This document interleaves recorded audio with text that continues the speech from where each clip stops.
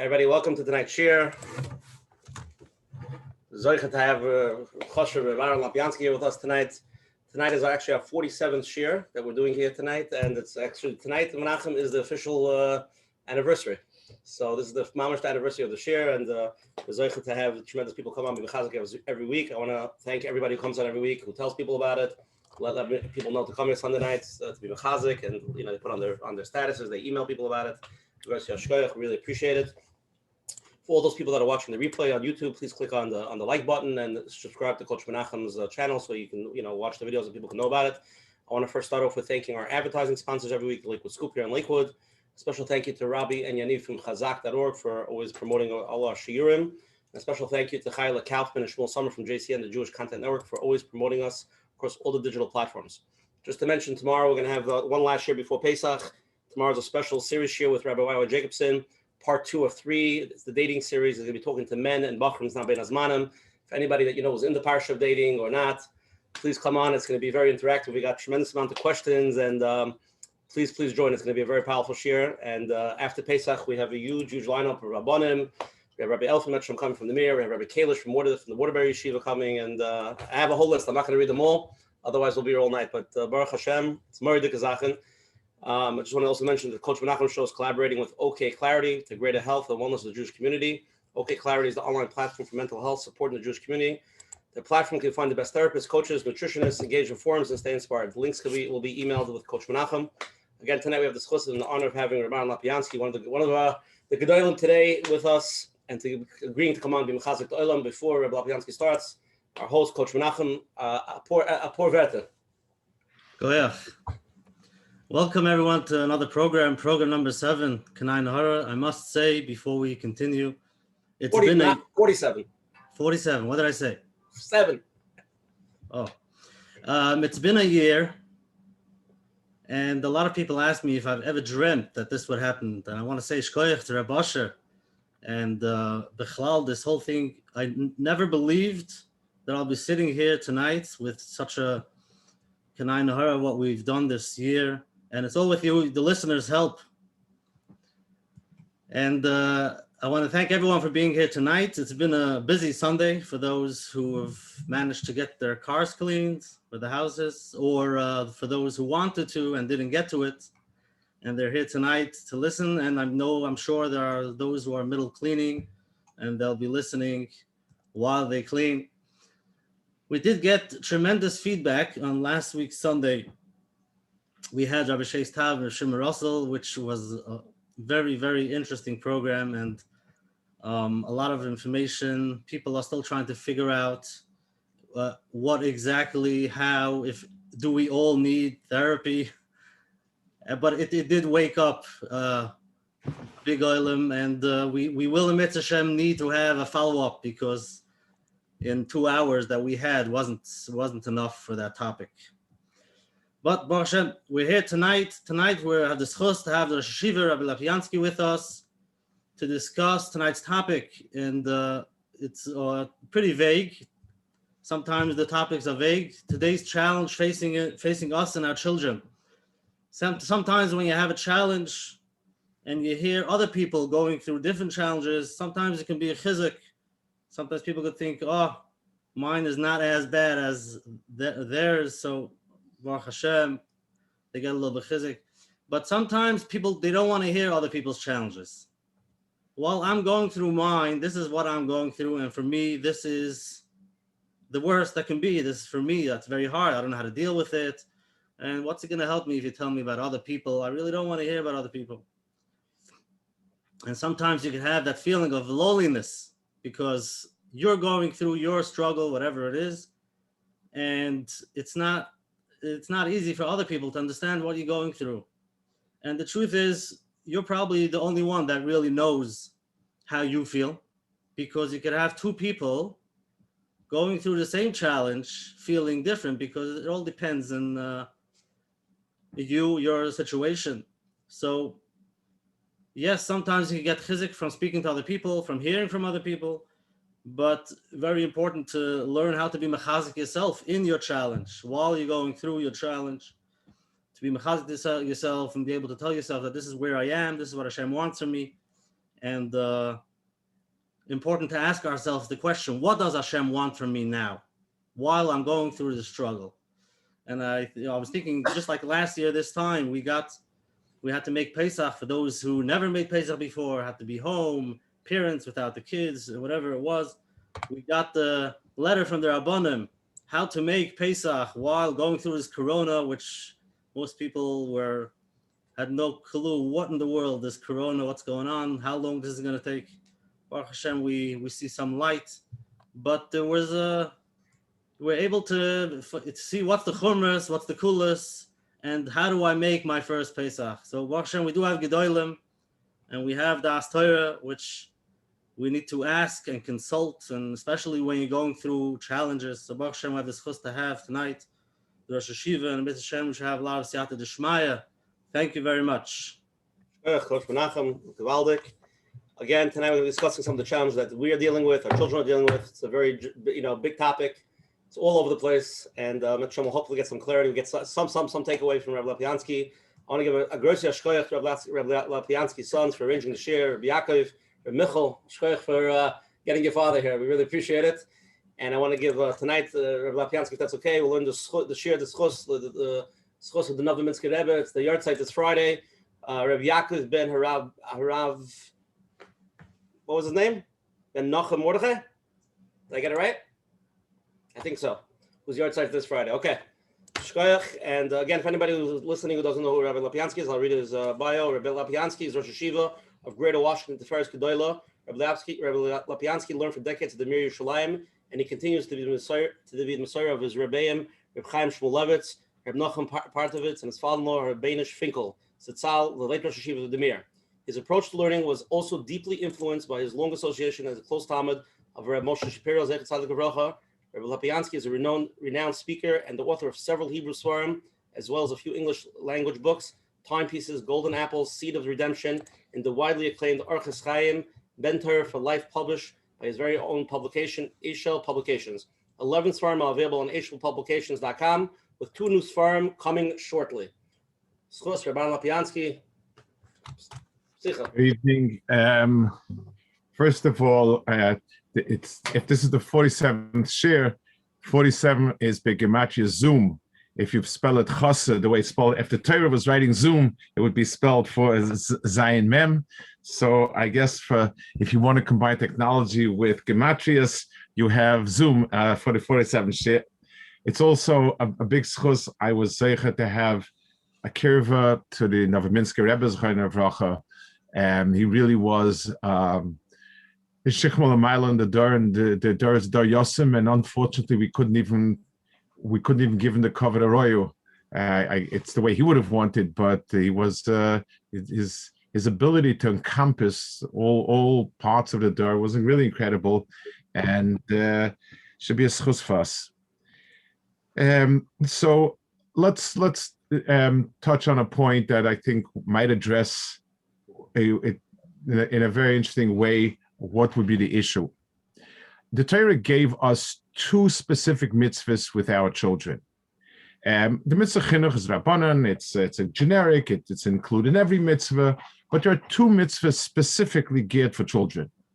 One is vishinantam levanecha, to teach them Torah, and one is sipi tzias mitzrayim. Vishinantam levanecha is a straightforward mitzvah. Take your kid and teach him Torah. As soon as a kid can talk, you teach him something, Torah Tzivul and Moshe, and so on. You do not wait for the kid to ask, Tati, would you like to learn Chavruz with me? You start the ball rolling, and that's how you do it.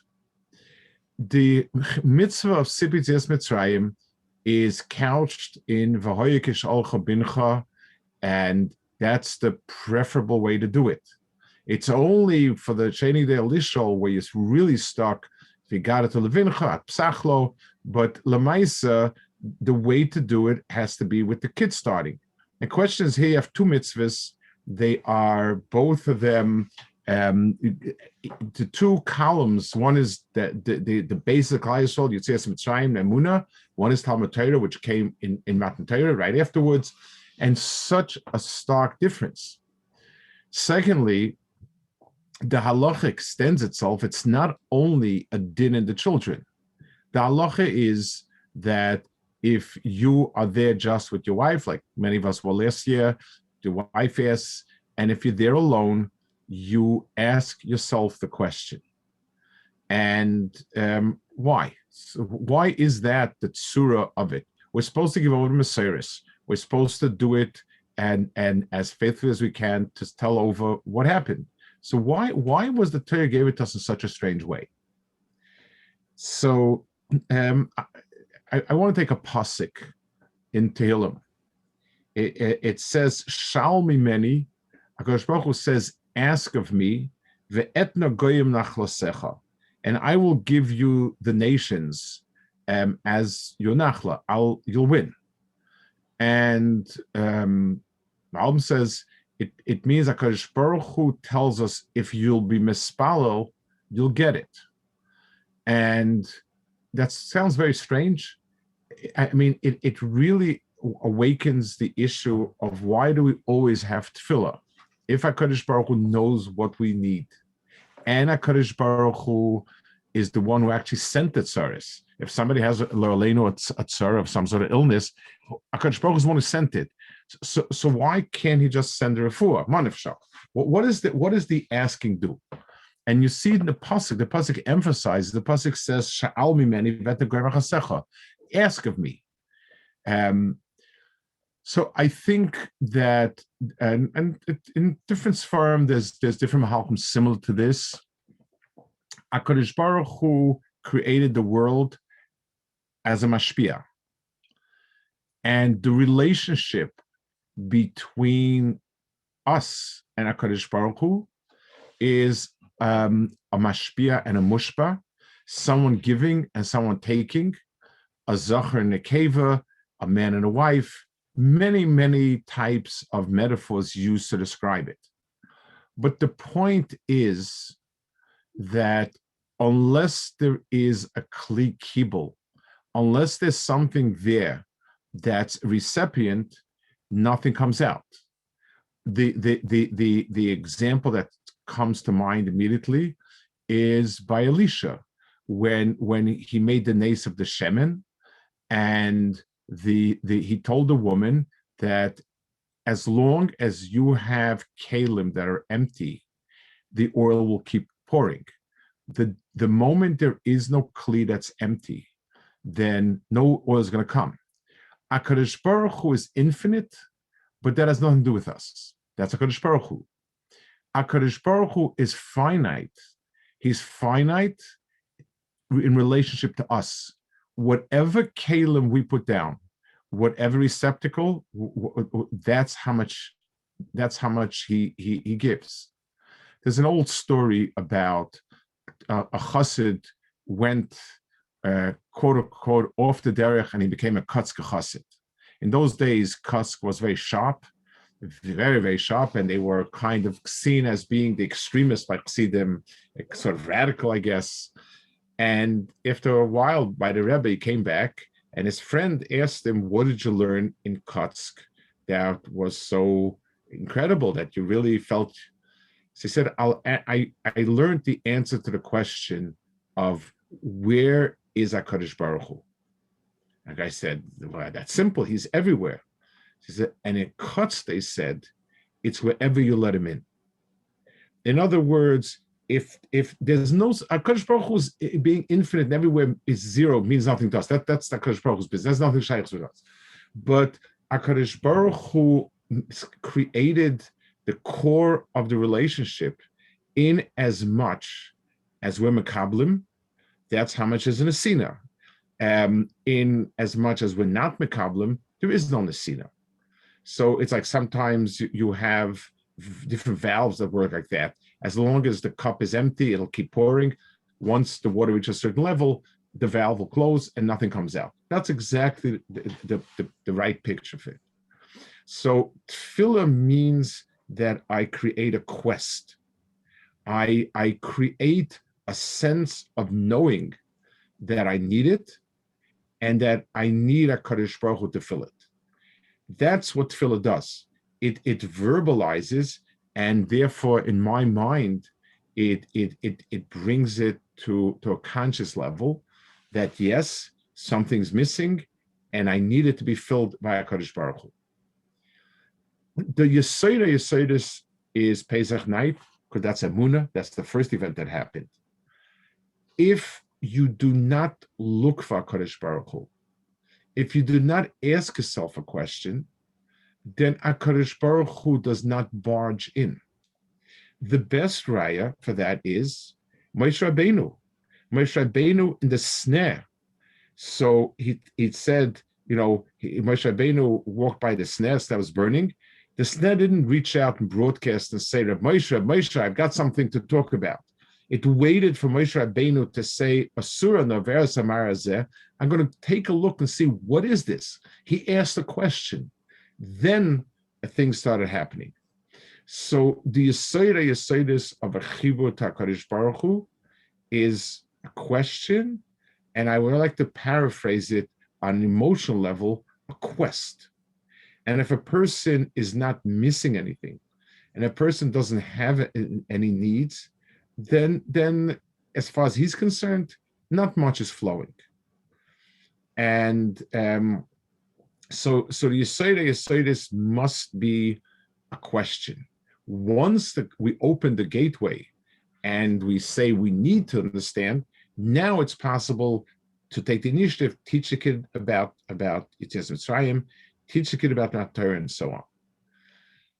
And the halacha is, even the kid who doesn't know how to ask a question, any daily show, we don't, the halacha is at psachloi. You need to tease him into opening up. At psachloi, create a pesach for him to be able to ask a question. Don't stuff the answer, because it's pretty useless. It's when there's some sort of quest that we have a chetimtza of a meaningful interaction. I guess, everybody talks about what's wrong with our door and what's terrible and what are we missing. I would like to formulate, and again, obviously,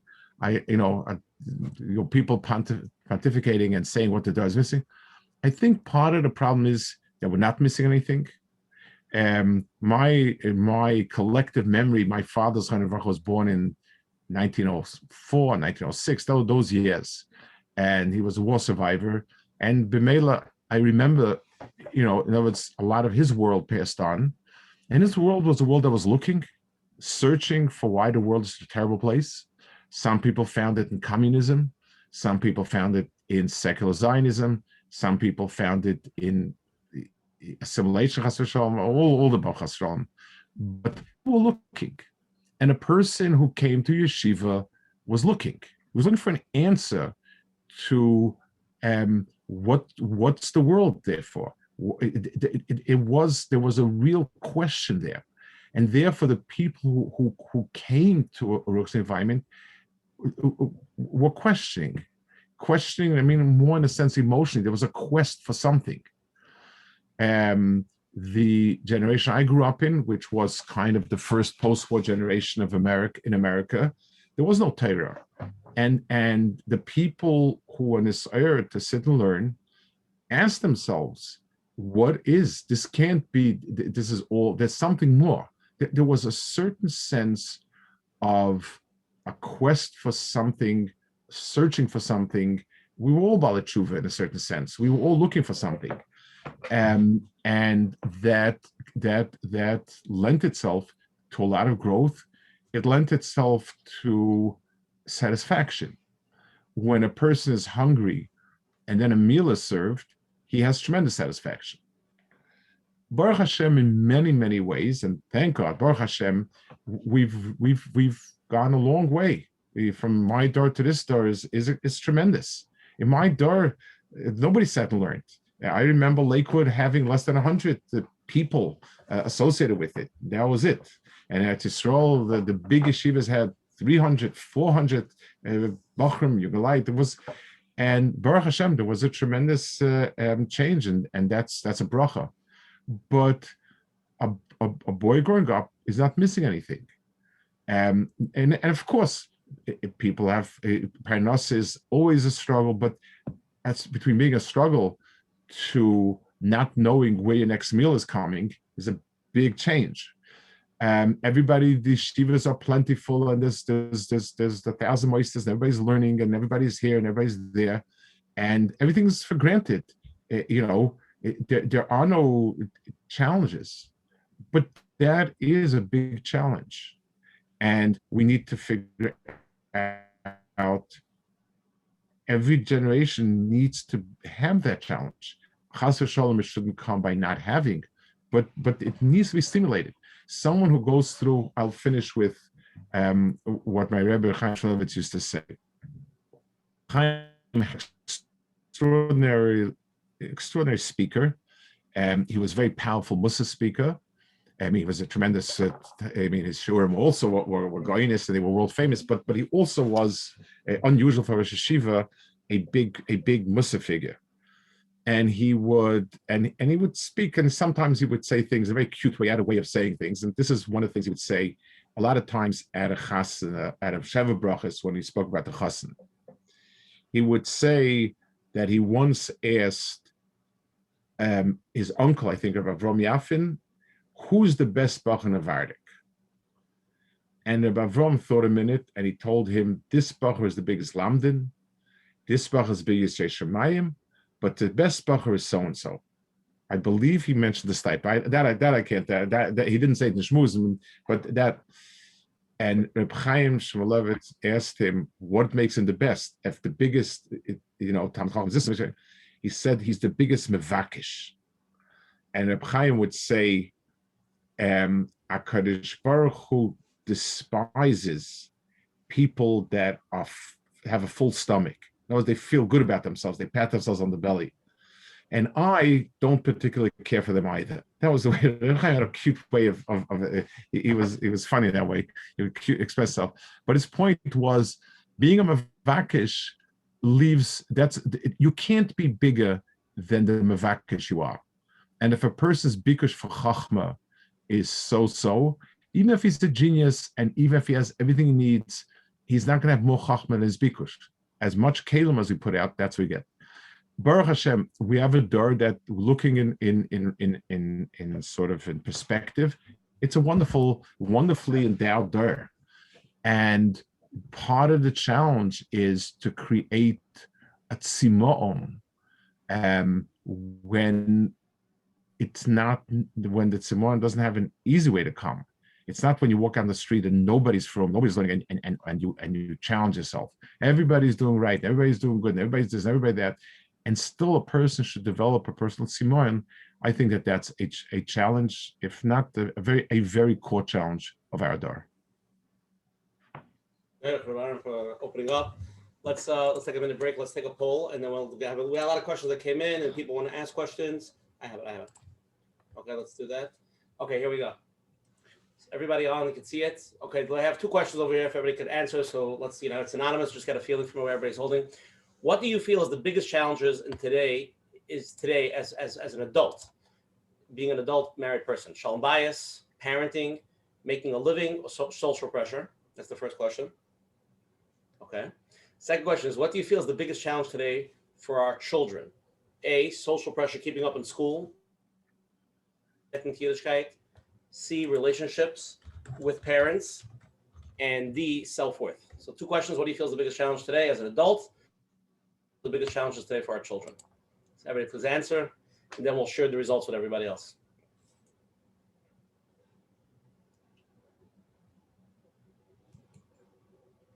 Okay, 5 seconds. Okay, here we go. I'm going to share with everybody. Okay, so the first question is, what do you feel is your biggest challenge today as an adult?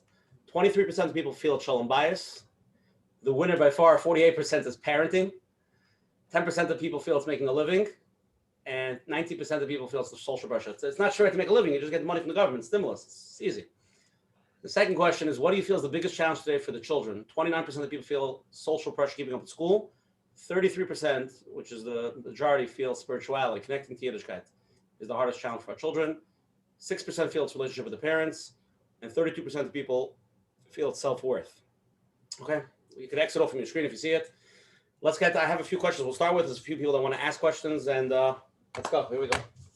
So tonight's share is, what do you feel is the challenges for us? So let's start off with a very broad question. Rabbi Lopiansky, what do you feel is the main challenges for us as adults and also for Bachrim that are facing today's dar?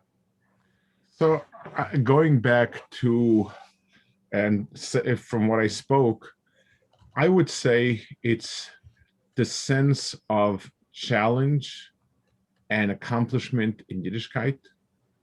In other words, where am I going? So it's one thing, a Bach who's 16 and someone pumps him up and he's going to be Rosh Hayeshiva someday and this and that. So you see a very clear trajectory of growth and so on. And then, but today we have so many people doing the same thing. You're not different. You're not better. You begin to sort of not feel an accomplishment. If I'm earning as much money as everybody else, I'm not a wealthy man. So where am I going with this? Am I becoming better, great, bigger, anything? I believe that down deep, that's a vital component that we really are struggling with, both as adults and as children. Could we take it to the next? What's the Eitzah episode? Eitzah for the Olim. Where should they start? So I want to go back to a certain, I think something that has been, I think something that's been discarded. We had it, and I think it's been discarded. People felt that Musa was there because we had terrible maskilim in the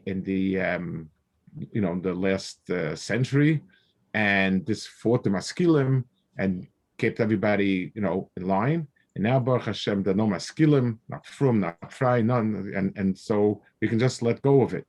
Musa was just a tool to get everybody, to wear tzitzis and not go to the movies. And once we've accomplished that, Baruch Hashem, we have Zoom, we don't need movies, so we're all good.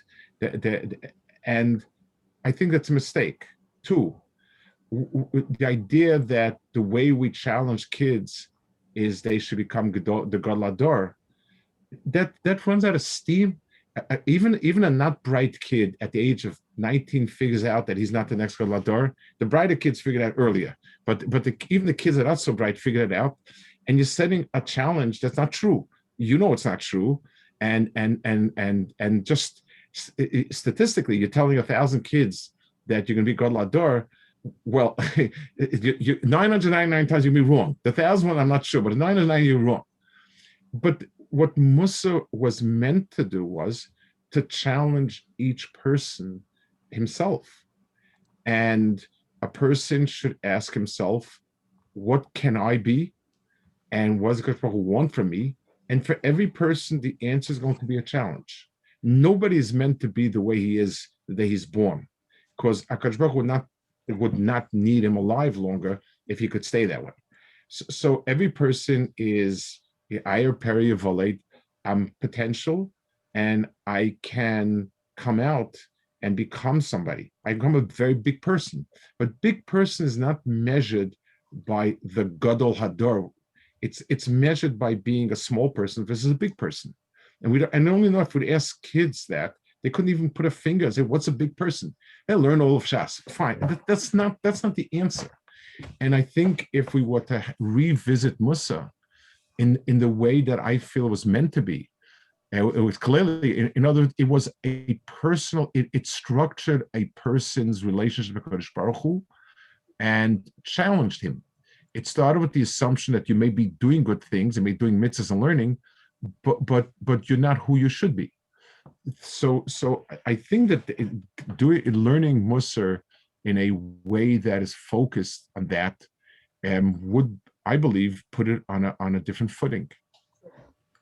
I think a lot of people look at Musar a little bit, or they don't know, either it's harsh or today's days everybody's busy with the positivity and wherever you are, you're good and Hashem loves you. The question is really what's somebody looking for when he's learning Musar? How should he learn the Musar? He's looking to understand. Well, you would want obviously somebody to lead, to teach, what you're looking for is, what is a person that's on a higher madrega? What does it look like? Is he does more mitzvahs? He has more hidurim. Musa gave a person a certain picture of self, and a person understood what exercises he has to do, where does he have to put emphasis to grow. And Musa should be a chachma rather than a stick. Yelling at kids to do right is fine. It's needed when it's needed. But in the long run, it should be a lot closer to what a therapist does. Therapist has a sense of where a person should be and a sense of where the person is and why it's happening, and he helps the person understand it and helps them move there. So somebody who the big Bala Musa, the Altas Labatka, we'll take as example, was the master of it. He understood each person, he understood what he is, where he needs to get to, and he was brilliant in. I mean, he put out Talmidim that unquestionably they were the Gedolim of the generation, and it was a very, very tough generation, and it took chachma, but people felt that he was leading them from, and it was through a combination of a lot of different ways. Okay, there's a question somebody sent in. My son's bar mitzvah is in the summer, and I would like to take him to Yisrael for brachas, take him to the Gedolim. Is it something that Rosh Hayeshiva approves of? It's very hard to disapprove of a bracha from a gadol. I mean, I in Eretz Yisrael, when my kids were raised mostly in Eretz Yisrael, I was there 25 years. So we went to big people. I didn't make an index card with every single, but I went to Antwerp. It says so. There's a chazal about that. But I think there's another piece. I once, I had some problems with my back, with this, with that, and I went to an Israeli therapist. I was there in Eretz Yisrael, and this was hurting, that was hurting. And he told me, so, you try everything. And he said, let me explain to you. It's very Israeli. He said, you can do a lot of passive therapies. You can do heat, and you can do this, and you can do that. The other thing, they all are helpful, and they'll make you feel a little good.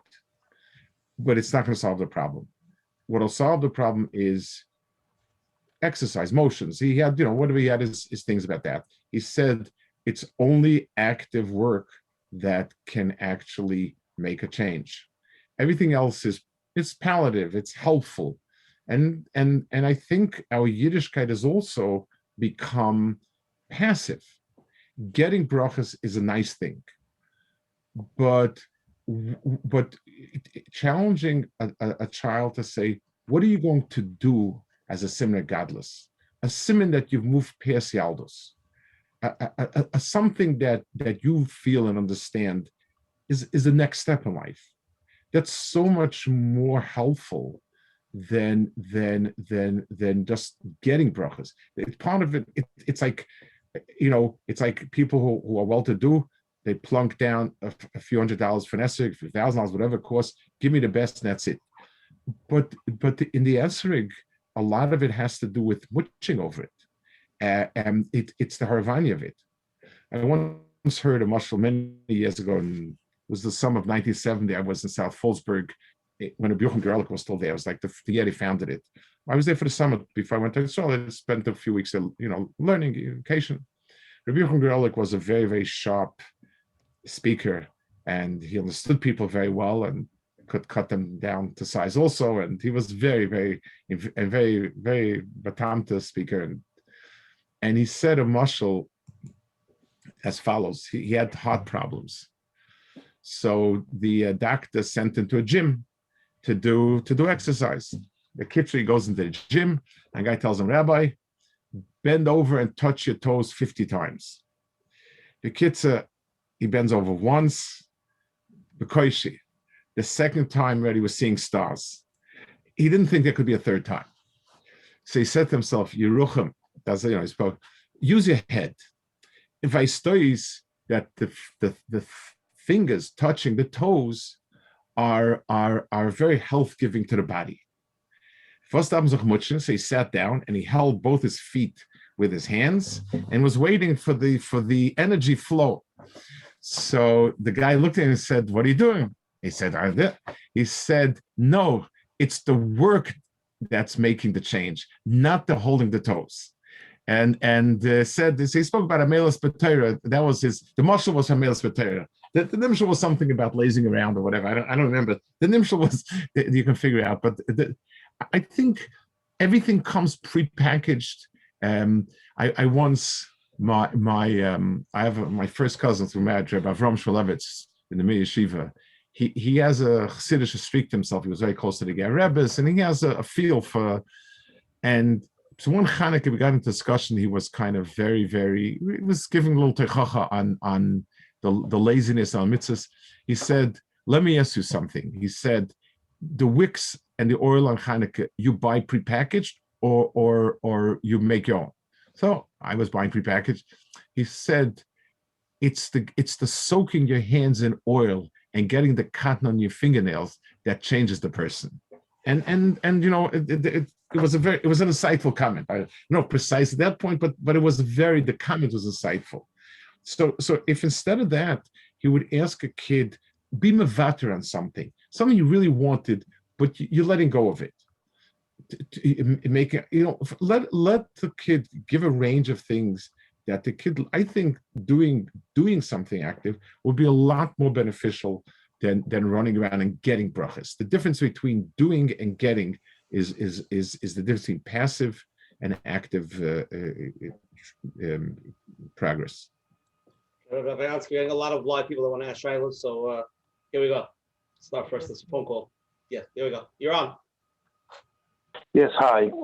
What does a parent do if his son's Rabbi goes on negative rants almost every day about whatever's bothering him that day? Of course, all in the name of Mussar. But the Talmidim resent all the negativity. So I get to speak about a specific circumstance. I don't know circumstance. Person, it's something that I have no.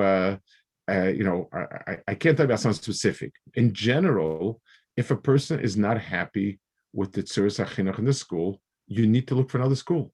You cannot, and I told people about the school also, by us it's much more difficult because it's a one school town, basically, for most people. But I tell them, if your Shitas Tfitzas Olam runs contrary to what the yeshiva is teaching, then so you can let the Menayel know, and sometimes it's the Rebbe might be the issue, but sometimes if you can't let a child be in an environment where you or your child feels very negative about it. You can, it's something that you really need to think seriously about different options. If you feel that, and again, I don't know who the Rebbe is. I know the school is. It could be that's where you say whatever. But in a theoretical question, if that's your sense of it, then and now the school may feel this is not the case. I don't know, but I'm saying it certainly is not a negative atmosphere. Is certainly not conducive to learning. Occasionally, there's room for Mussar and a stronger Mussar, but the general tenor should be positive. That's pashut. Okay, let's go to another live question. You're on? They're on. Okay, go. Hi, is this me now? Yes, it's you. Can you hear me? Yes. Okay. My question is, I don't know, just a little bit of background. I am above you now, and I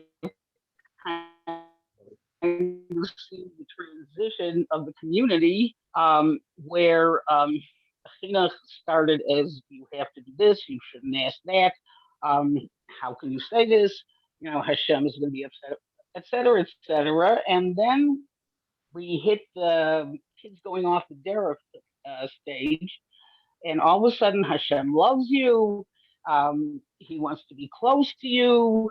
You just, just reach out and speak to him, and almost like a total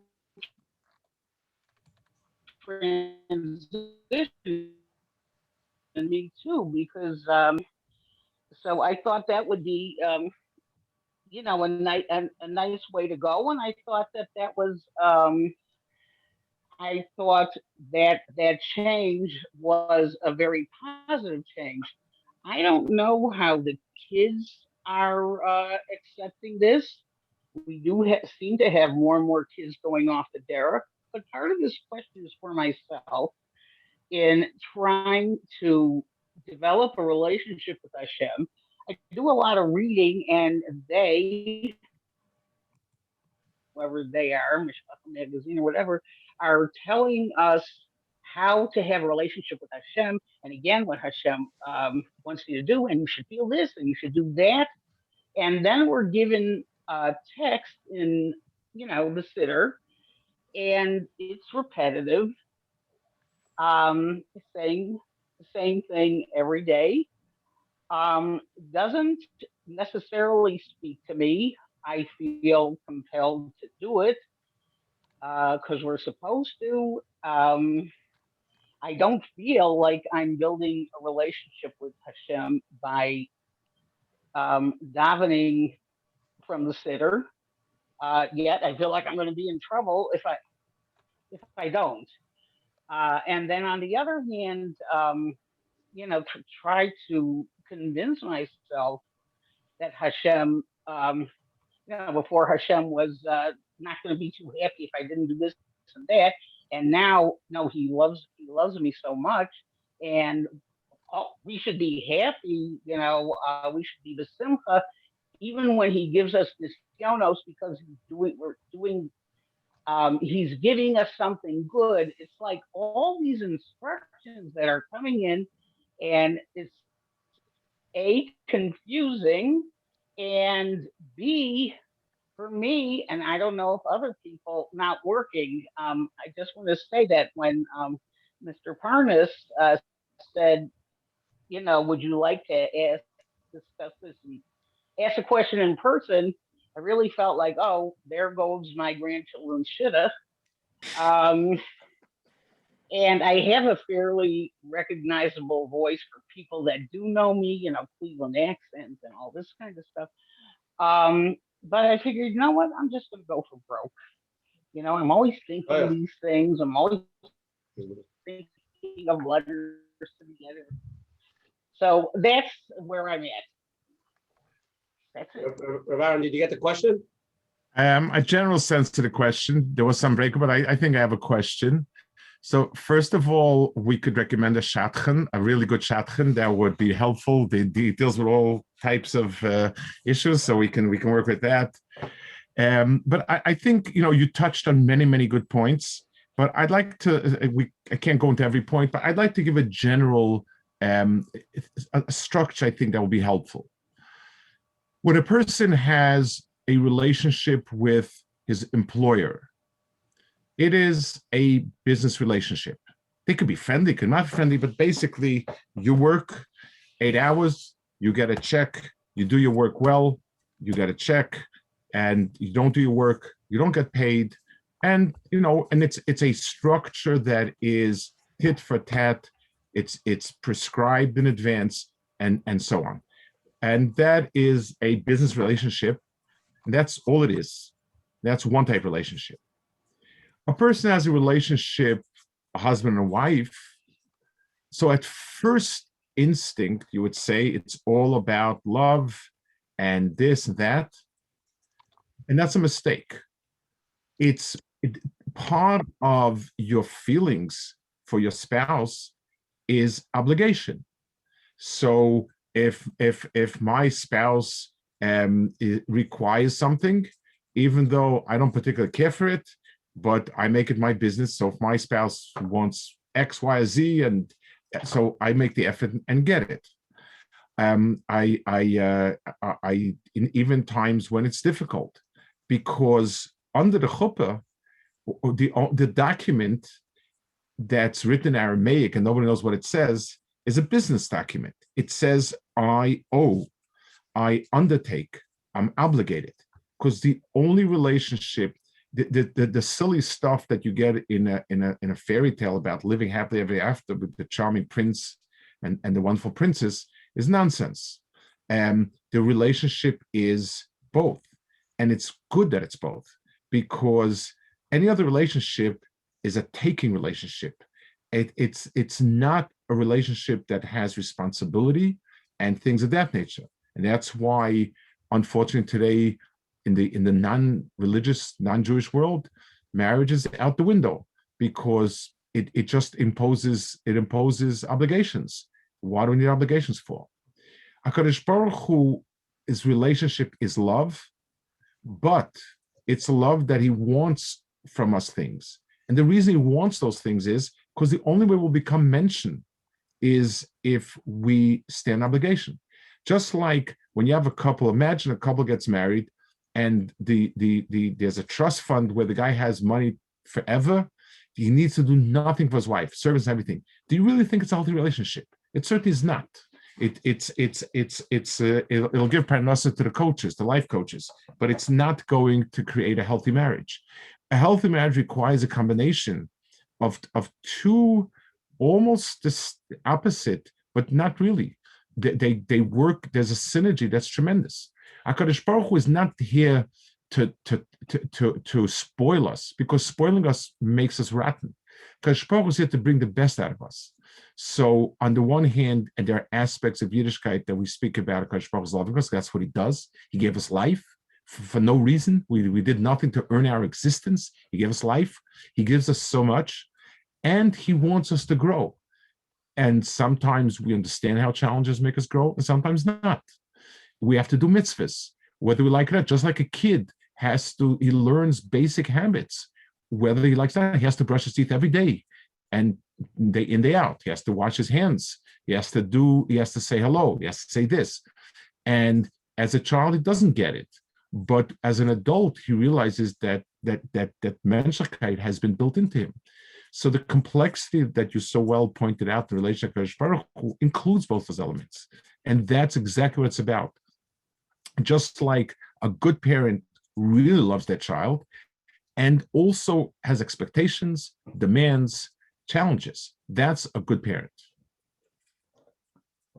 Lopiansky, we have a lot more questions. A lot of people ask live, but I want to jump on this question.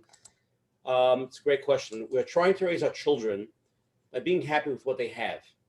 And Baruch Hashem, we have a lot. The issue is my teenage son's daughter, they come home every day and they want these fancy shoes, clothing. Why can't we go to Florida? Why can't we go to Israel, Orlando, Pesach, especially since we could afford it?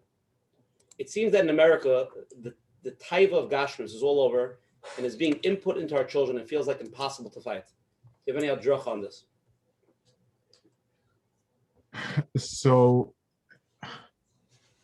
I would say that there are possibly two aspects that need to be addressed. Everyone talks against the Gashmis. I don't believe ever talking against something really gets anywhere. It's a very hard message against. I think there are two ways to go about it, two ways that need to fall into place. First of all, the driving force behind a lot of Gashmias is not only the comfort per se. So, there's a certain difference. The difference between product A and B is comfort, and reliability, etc. The difference in B and C is the presentation, the brand name, what it says about me. And I feel very accomplished when I have the markings of a successful person. So these things feed a certain sense of being successful, having gotten there. It's a marker. Now, if a person has other things that he can feel successful, a person who really enjoys learning and he can feel accomplishments, so that point, materialism is a Sahara, but it's possible to fight it.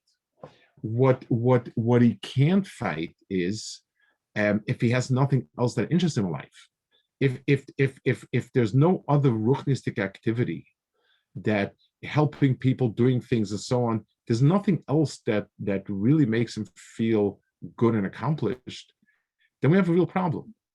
So the aleph is finding something where we live for something else. So when you have somebody who's a big Talmid Chacham, so he's living for being a big Talmid Chacham, and so on. So this is less important to him. Somebody, let's even take some secular Havdol, a person who wants to be a great musician and a world recognized figure in violin or whatever it is. The money, it will be less important to him because he's getting his sense of being successful in whatever he's doing, or a politician or whatever. Secondly, I think if the child is past a certain age, after he's a bit mature, a father can sit down and say, listen, let me tell you what I feel life's values are. I could do this. I could have a lot of things that I could want.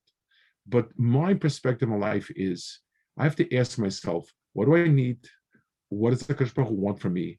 What else should I be doing?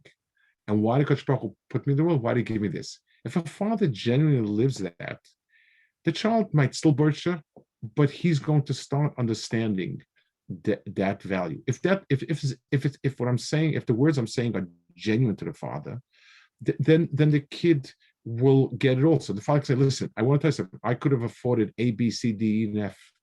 And I sit down and I make a cheshbon every year. What will really make me more comfortable? And what am I wasting Hashem's bracha? Kadosh Baruch Hu gave me money for a reason. And the reason is not to splash it. Going away from Florida will take away from Simchas Yontif, because we will just be doing golfing. We're not going to be talking about Pesach. I want to have a Pesach. And even if the child doesn't appreciate it then, but as he matures, those will be the values to be incorporated. I once spoke to somebody here in the area whose father is an extremely wealthy man and tremendous baltztuck, and he was very involved in nothing, but an extraordinary Hatznealeches person. And his son told me once, the biggest gift my father gave me was that until I was 20 years old, I didn't know we're rich.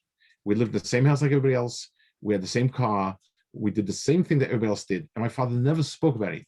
And he said, I found out when I was 20 that he was the one who built the shul. He was in this and this and that. And he said it was the biggest blessing. So I was able to accomplish. I was able to do.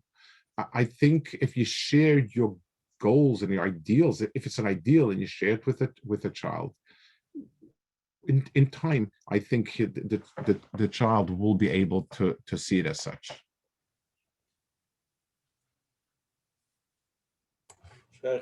Powerful answer, very, very powerful. Okay, let's take another live question. You're on. Hi, Rabbi.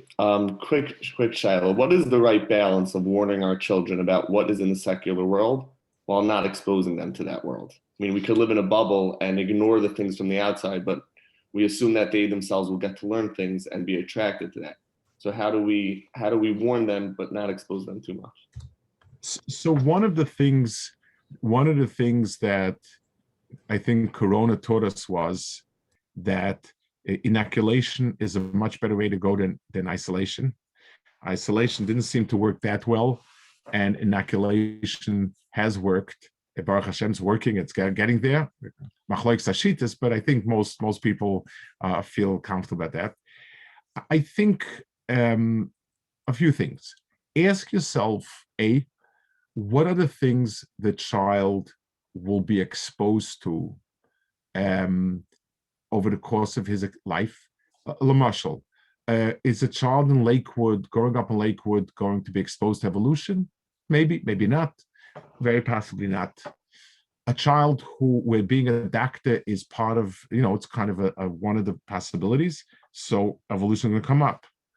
You need to ask yourself what in the way I'm raising the family and in the environment, what are the things that will come up? And you need to be able to present it to a child. He needs to understand what draws people to it. Like let's think about money. If you say it's terrible, it's because of that. So what happens is the first time he's toying it, he realizes that it's quite good. It's not even so terrible, and it's a lot of fun. if you present things falsely, then you really are setting yourself for a problem. And if you overkill, I think if a child understands, if you explain it to him, and his chinuch is understanding why people need money, because it's the only way they can somehow express a success and achievement and things of that nature, but it's empty, and you just keep wanting more of it. Take a look. A person has a house, keeps moving as his money increases, because it's not really the thing. And if a person is able to control it and so on, if you expose it to him and give it to him in a way that is mature, in a way where he understands what's driving other people and why it's so much better not to do that, and why it is tempting, then I think you're much better off that way. You could, assuming to have a kid in a bubble that he can't see any friends whatsoever, this, that, because this boy might actually have a movie or whatever it is, and I don't think it's doable. And again, in the normal environment, if he's exposed to things that kids his age would normally be exposed in that environment, then as part of it, you can make believe you didn't know it, you don't know about it, but use it. Explain to him what's wrong with movies. Explain to him how it absorbs people, and just can't get out of it and explain why, and explain why a person needs to be able to do it. And if he gets old, you can talk about kedusha. But if you talk about it in a mature, logical way, and you really explain it, so you know what, the kid has the tools to work with it. If you tell a kid that anyone who saw movies is not going to Olam Haba, it'll keep him away from movies for a while until he sees his first movie. Then he says, "Well, my choice is to go to Gehenna and not see movies, or to go to Gehenna and see movies. I might see movies. It's a good. Cheshbon works well." I think understanding how to give over an image that's not overkill and not stupid and not immature, but it will give him tools, will give him kalim to deal with the world. Let's go to another live question. You're on. Unmute. If you have a child that's teenage years, who has questions on Emunah, creation of the world, running the world, has some knowledge of physics that's a lot stronger than his father's knowledge of physics, should you engage in that area, or should you assume that there's a separate underlying issue that's really driving the point? This child is struggling with his Yiddishkeit.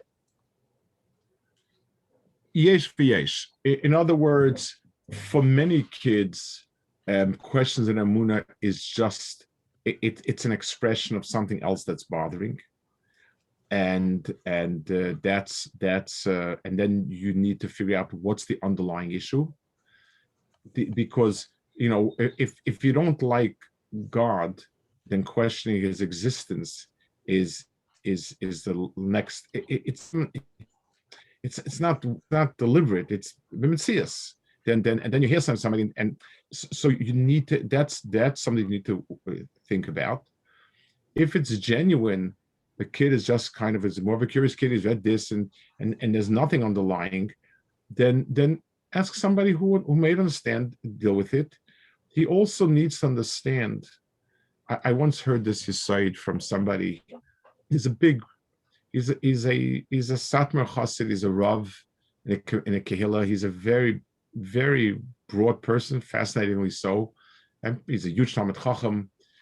And he told me that people come to me with questions. He says, I can't answer every question. But people have to learn to live with a question also. No, scientists don't know a huge amount of stuff they don't know, but they construct a model of the world to as a start. In other words, this is the way we have it. No one knows. It's silly for a person to assume that he or anyone knows all the answers. And for every answer, there's a question. For every question, there's an answer. It's a process.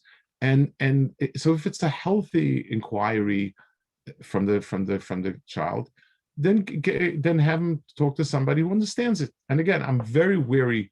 The people who see it as that the right way to deal with it is to shove it down the kid's throat until he says, I don't have there's a certain feeling you can bully the kid and then say, can you answer? No. So if you can't answer, then you be honest with yourself. Then you must admit that you're wrong, and I'm right. Vazel. It works very well for about 5 minutes, and then when the kid goes back, he says, if there's one thing I'm going to do in my life is I'm going to make Aschenblatt of this guy, because you wouldn't like it if I did it, and you would think the person is mean, bad, dishonest, and you will. It's like, when somebody slugs up your shtickle Torah and he's mean about it, you will dig up every single safe in the world to find a pircha. That's the mitzvah. So forget, and if a kid, but so somebody who can explain, and there are people, there are from scientists who explain and can give at least a reasonable mahalach. That's for a kid, but you always have to be wary. But usually it's for many times it's a simon that something else is hurting deeply, and this is just yeah.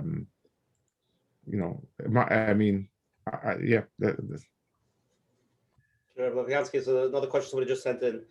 In my general feeling, I'm seeing in circles that money is more important than learning or being an el chiyuv from person. Once a person is making the big bucks, the parties, the Kavod, everyone's giving him, the rabbanim, they treat him very well as well. Why can't we understand that we live a life of meaning and everything is from Hashem, but once the guy is rich, it seems like a lot of those values fall out the window. Our children are brought up watching a lot of this over and over. Any ideas or hadracha on such a issue?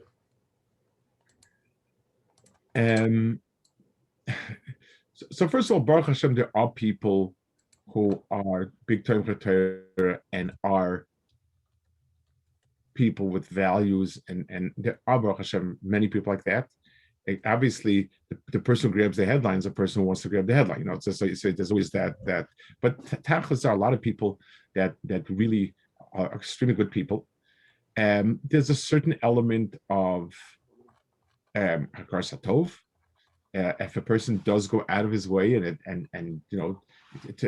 that your moist stands him, you need to acknowledge it. You need to do something about it. But I think also explaining, just like when a kid has to learn to live with somebody being much smarter than him and much cheshev in yeshiva, and he needs to understand his value. You understand that in these things also, that it's something that Kadosh Baruch Hu, it's one of the things that Kadosh Baruch Hu allocates, and different people have different avodas.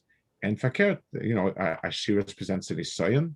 It's something that's very difficult, and the fact that if we can live a modest life, but we don't have the nisyonos, it's if you really feel it that way and you really think it that way, the kid will also get it. First and foremost is the father's attitude. If a father's happy-go-lucky and everything is good and fine, the kid also. If the father's jealous and upset and angry and so on, then it will come. It'll affect the child also. The child picks up these things. So you're not going to change the world. What do? You stop. So somebody who did give you money and built up a building for you, and it's not easy for anybody. You shouldn't acknowledge it. You shouldn't put his name on a plaque. When a Shiva has to go fundraising, where's he going to go fundraising? By a Ni Amcha. He's obviously going to go fundraising to somebody that can give. That's part and parcel of the world. And the child, the father, if his attitude was, it doesn't make a difference to me, and I'm very happy with where I am and who I am, and it's good, then the child will also feel that way. Inevitably, it's some of our own personal bitterness that sort of gets rubbed off. Oh, powerful answer. Let's go to more live questions. So many over here people want to ask. Okay, you're on. Thank you. So our son is in yeshiva this year for the first year. Baruch Hashem, he's very happy. And we were talking to him, and he mentioned to me that some of the bachrim in a very good yeshiva some of them, the older ones, 12th graders, they smoke, a few of them vape. So I was very, very surprised. And then he said, what do you mean? He said, the biggest mitsuyanim, the biggest learners, not like the, guys that aren't so great. They're the ones that do it. And he said, in the most yeshivish places, then more of the Bachrim smoke and vape. And I was just completely shocked. So I'm wondering what we can say to him, what we can tell him. So it's like everything else where you have to train a child to be a bit different in a society in a mature way. Every society has some raw edges, and every yeshiva is going to have, and yes, it is an unfortunately common problem. I guess the feeling of the yeshivas is you can just push one thing at a time, and kids are kids. And some, by us in yeshiva, it's a very out-of-town yeshiva, so smoking is a no. It's that's the flavor of the community and so on. But I think if you can sit down and have a moment to talk to a child, do you really think? I mean, all the farms say you're not allowed to. So is it because they're mitzuyanim that they're smoking, or is it despite the fact? Everyone, people have a hard time what everyone does. My generation, the amount of women that covered their hair is nil. Why? Because nobody covered their hair. And why, Baruch Hashem, today do some people cover their hair? Because everyone covers their hair, in the society. At the end of the day, we have to be honest with ourselves. We do. Why do we speak Lashon Hara? It's such terrible behavior because everybody speaks Lashon Hara. Maybe that itself is Lashon Hara, I'm not sure. But nobody in the same in a certain society, nobody would drink Cholov Stam. Why? Because nobody drinks Cholov Stam. We do act in ways society. It's part of the mile of living with a good society, and there's peer pressure. And you can tell them that if he's a person who has real, if he's a real gavra, if he's a person, he could learn like everybody, be mitzvah, and not. And you can explain to him, it gives you nothing, and it takes so much from you. Ask him to go around to some older people and ask them who are smoking, and ask them if they don't wish that, if they don't curse that they started. It drains your health, it drains money, and it gives you nothing. It's an addiction that gives you nothing. So and if it's a kid who's a bardas, he's a good kid, you can tell him, I know it's hard, I know people like those avails, but just like if you would be in a place where chas v'shalom people wouldn't be keeping mitzvahs, you would still do it. It's clear Navera. There's no two cents about it. It's also because of health. It's it's destroying money and it's destroying the guf. So not one Rav says it's mutter. So just because there are no big signs about it, but be a gavra, be friends with everybody, learn like the best guys, hang out with them. But you can say I don't smoke, and zehu. And learn how to resist social pressure, and they'll respect you for it. I think this is part of the lesson of respecting, of learning how to cope with things in society, that this is not your cup of tea. What if he says it's too hard for him? The kid? Yeah. So I don't know that choice, but the question is, so realistically, what can you do? If it's so important to you and you have another yeshiva that doesn't allow it, doesn't tolerate it, and it's close enough to that level, then that's something to think about of moving it. If not, so what's your other choice?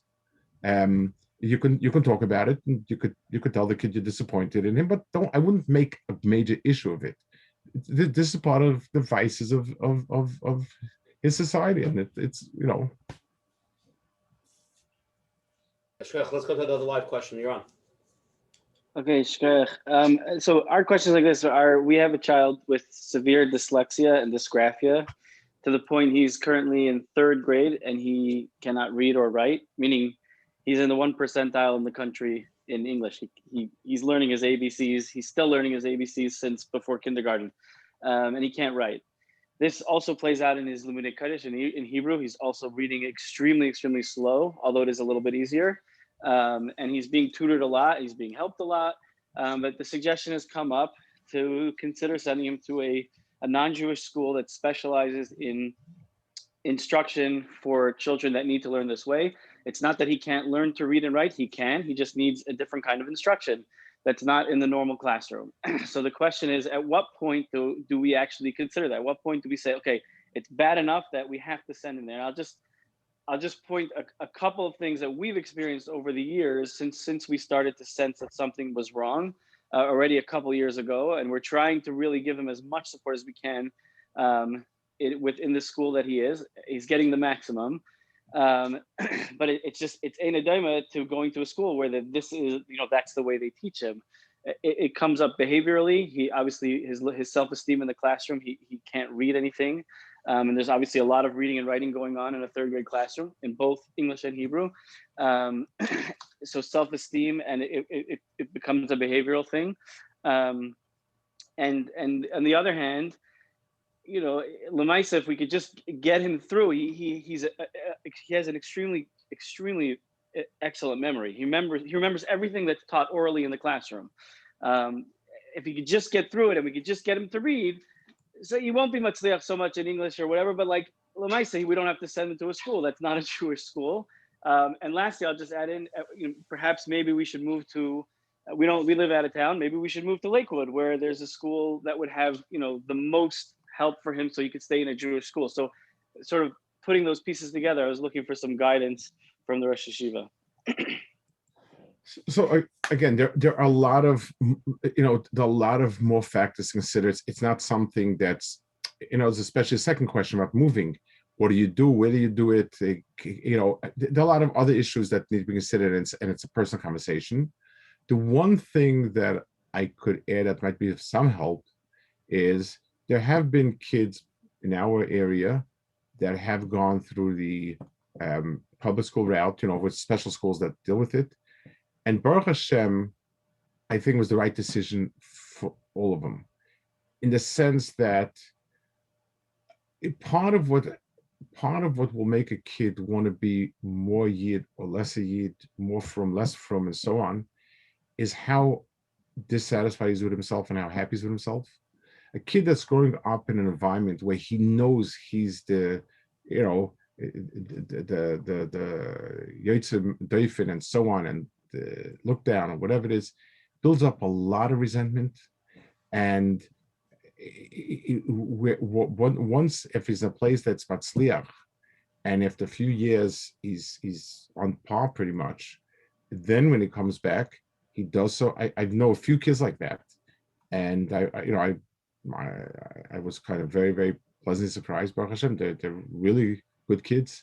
So it's something that shouldn't be written off, because going in a place where where your skill set is the exact opposite of what's needed is a horrendous burden on a kid. So I would say it's something that should be considered. Obviously, it depends on the type of school. There's a lot of personal details, but I'm just saying the one thing I can add is I've seen a few kids like that, and Baruch Hashem, it was the right move. I don't believe I know a kid that didn't think it was the right move, that it didn't work out.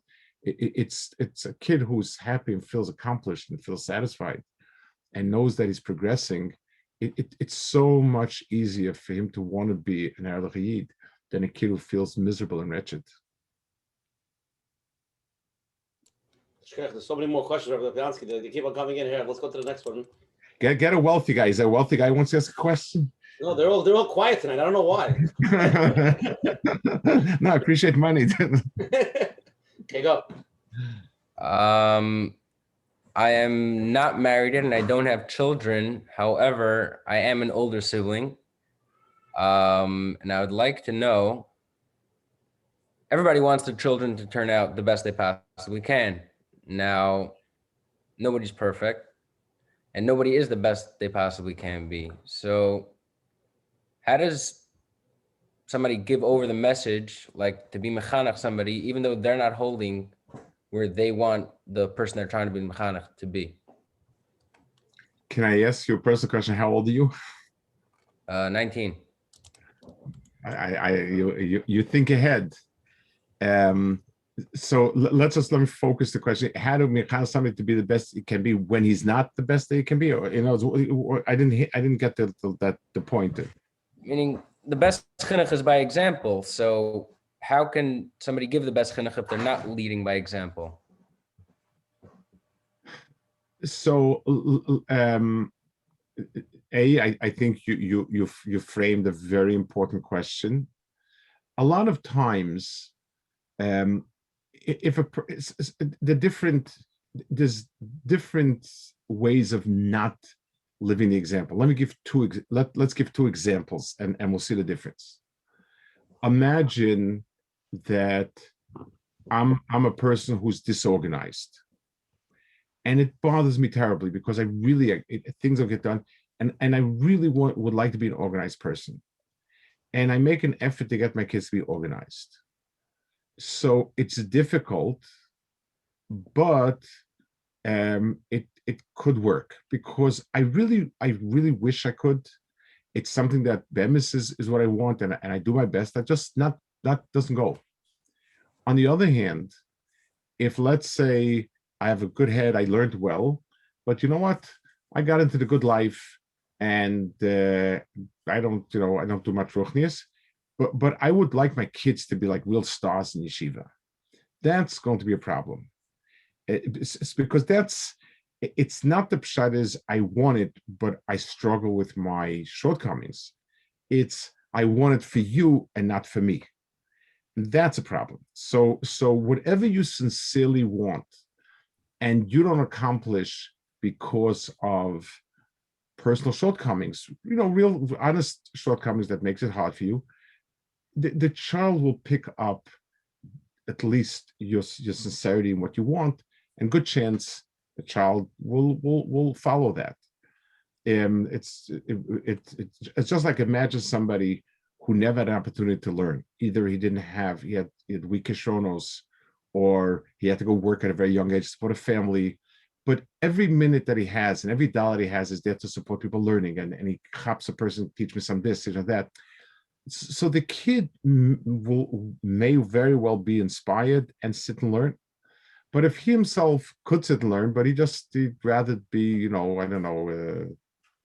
playing golf, then we're going to have a real issue. It's not going to work. It leads back to what the Rosh was saying before, that if the person's a mavakish, correct. If the person is a mavakish, if I told people, I once gave a Moshe Baruch, imagine a father, imagine two scenarios. A kid comes home and he says, Dad, I made a siyum on all Baba Kama. The father pats him on his back and says, oh, that's great. That's really wonderful. Baruch Hashem, here, take $10, then $50, and you buy something for the class and fine. Next night, his football team wins whatever it is, or his baseball team or some team wins something. And he as soon as they score the winning run, that he jumps up and he's dancing around, and it's mamish like a simchas Torah of sorts. So what do you think the message is? What do you think it's this is subconscious, but it's not that the father thinks making a siyum is bad. He doesn't hold of it. He's positive about it.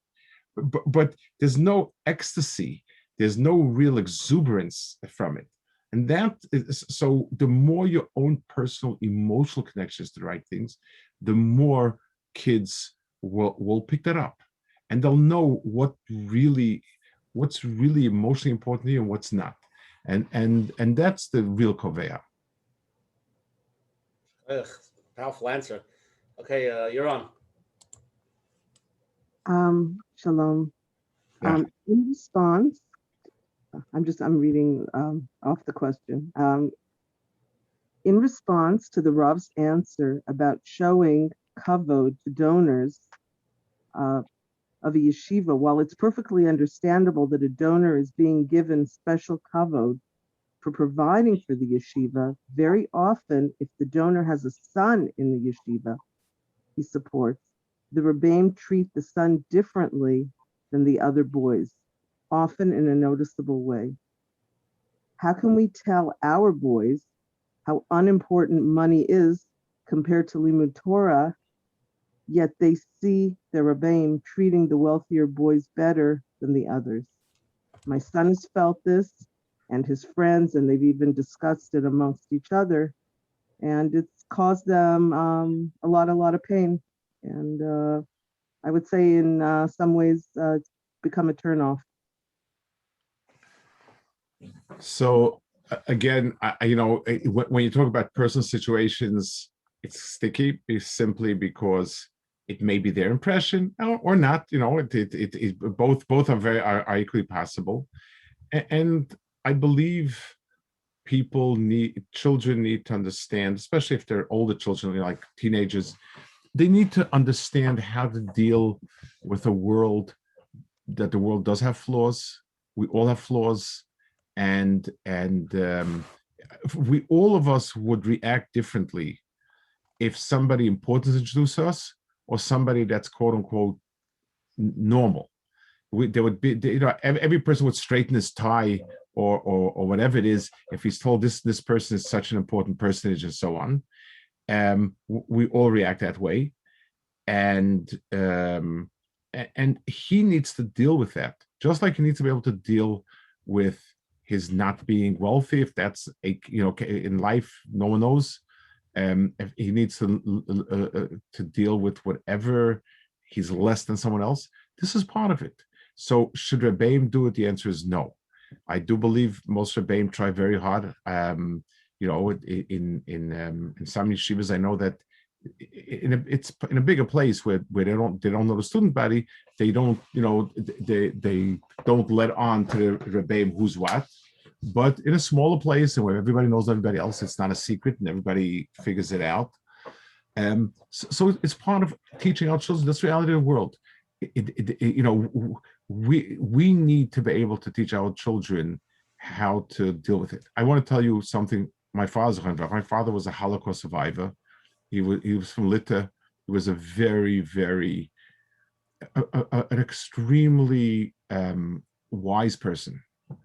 And I went to a very big school. It was like 1,000 kids. It was RJJ, so the old RJ, and they once made some sort of honors class, and it was for the kids or whatever it was. And there was a kid there who rumor had it is in the class because of money, whatever it is.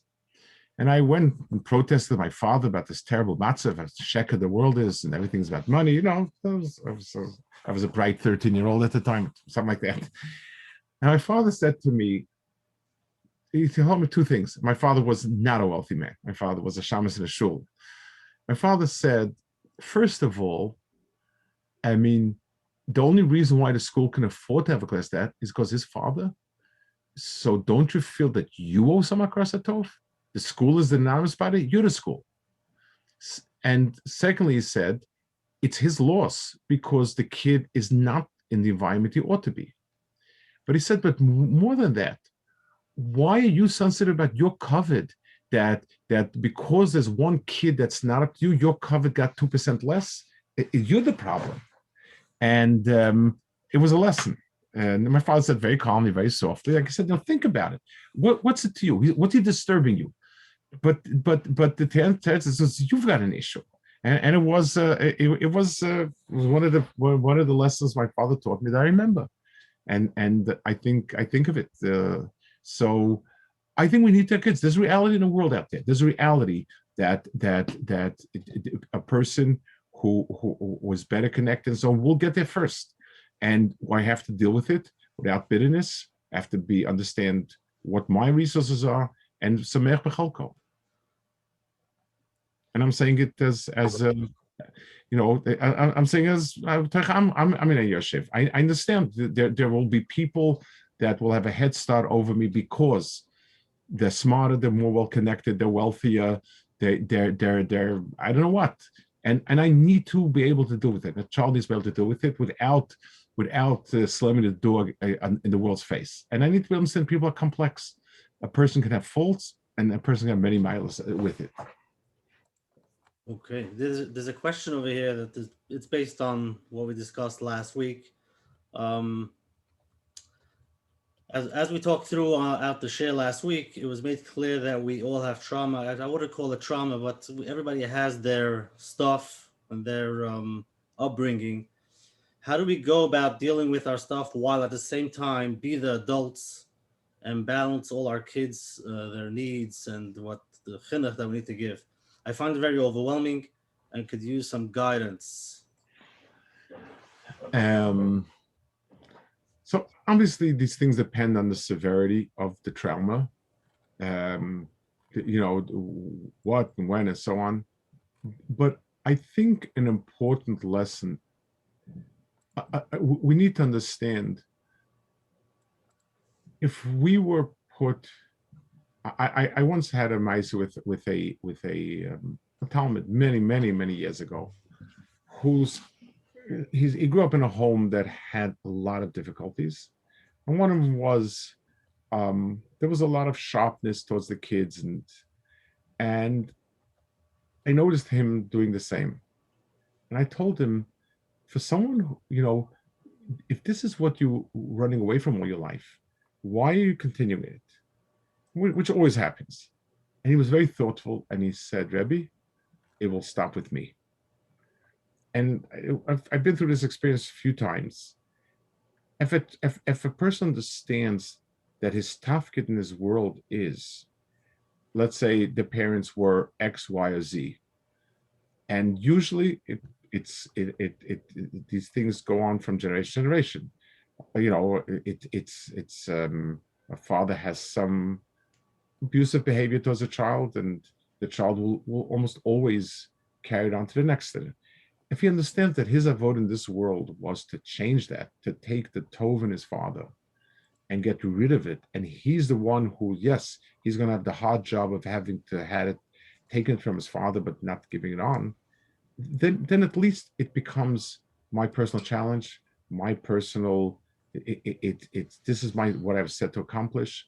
So at least that way, if my children have the type of home that I didn't have, then I've saved all the generations to come. I was the one who made that change. I took that chain of Messiahs in my family, and some gene had gotten mutated, corrupted, and I repaired it. So it's hard, but at least the person understands where he's going with it, what he's doing with it. We have like about 3 or 4 more live questions. I know I would love to know more. Okay, so what? Are you okay? Can we go a little bit more? 3 or 4 the live ones we'll take, and then take a chatzos. Yeah, let's go. You're on. Go, you're on.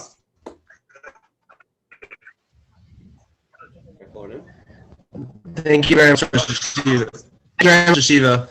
I'll start with what happened tonight. My son, who has recently become bar mitzvah, goes to a popular Torah shir a couple times a week online. I mentioned to him that I will be going to Menachem Ariv, and it would mean him missing most of the program. There are no other minyan options. He asked me, do I have to go? I said, I think he should, but I will leave the decision up to him. He ended up saying that he wants to daven at home.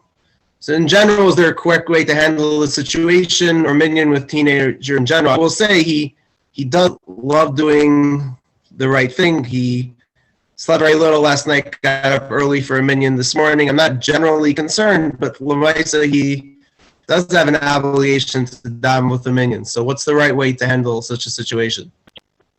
How old is the child?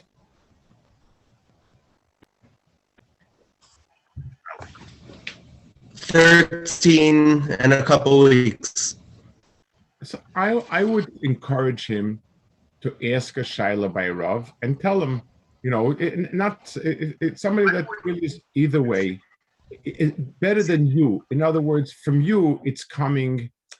You're not telling him a halachic tshuva. You're telling him as a parent discipline. Tell him, you know what the right thing to do. You can tell him I had to study. If you have a particular shir that's very inspiring, that's wonderful. Tefillah b'tzibur is very important. ask, let's pick you want to ask your Rebbe, you want to ask the Rav of the city, the Rav of the shul, the Rav, wherever, let's pick a Rav, ask, and you'll know what the right thing to do is. I think that's a good chinuch. It'll make him feel an adult. He'll go and ask the shaila. It's also not, when a parent does it, it's part of a bigger dynamic. When the Rav told him, then fakert, then he can. I think that would be a better way to go with it. Sure. Let's go to the next one. Hello. Yeah. Hi. Hi. So basically, I wrote in because I'd say I've become aware over the time, I guess, that we were at home with COVID, that my daughter has been struggling with herself. I know it sounds maybe a little over dramatic because she's only 8 years old, but she's the type of kid that every time she sees something, she copies it. She's very, very good at imitating. She'll see a babysitter wearing a certain type of dress. She wants to change to that way. And what she's struggling with now in school is that all she hears about is that how wonderful Avram, it's like Avinu, and all our avos are amazing, but she's not getting a good feel back about all the imahos as much as, or the kanios in our generation. And I don't know if it's because she's too young to, grasp that yet, but she's that type of kid who I need to instill in her that it's beautiful.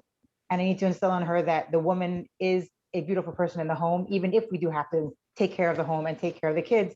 And I'm not saying I'm perfect, and I'm not saying that I don't have issues with obviously taking care of things, but how do I drive it home to her that she's going to be unique and she's going to be special, even though she only hears about all of these tzaddikim and Sfarim written about tzaddikim, majority, when there's so many tikkunios behind those tzaddikim we hear about. When I grow up, I heard about these things.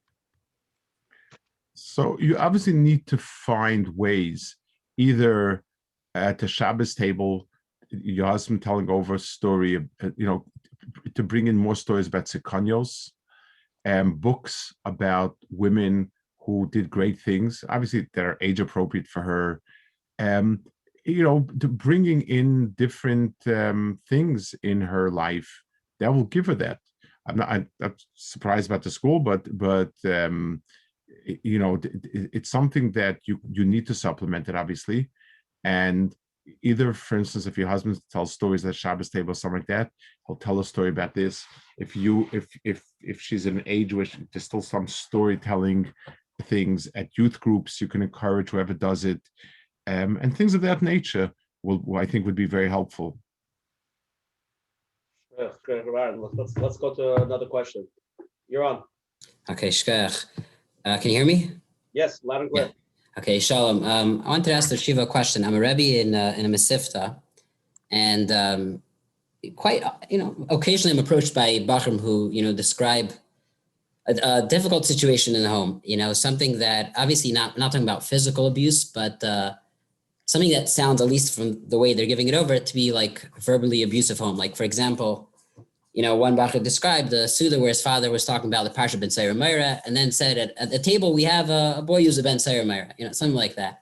So how do I, I guess, what can be done? What can I do to help the Bacher? And if it's something that's clearly inappropriate that the father said, can I say that to the Bacher to comfort him? Or, is it not okay because I'm putting down his father in his eyes? What age are we talking about? 16, 17. So it's a minefield in many ways.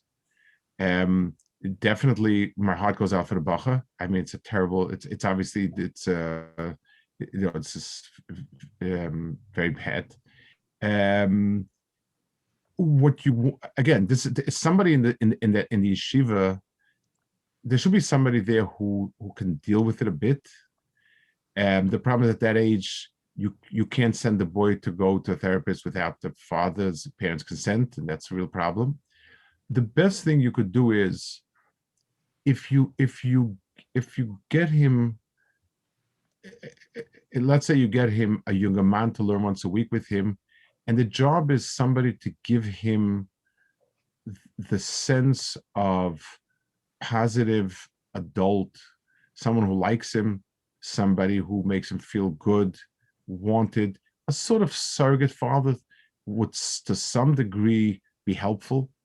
At the end of the day, someone that can reassure him that he's a wonderful Ben Torah and Ben Yisrael, and the only way you could, and again, you know, addressing issues like a father, you're right, you can't just put him down, but I wouldn't touch it, but the approach would be to say, you know, there are people who live with tremendous pressures, and you know, when the person is under terrible pressure, they say things out of pressure.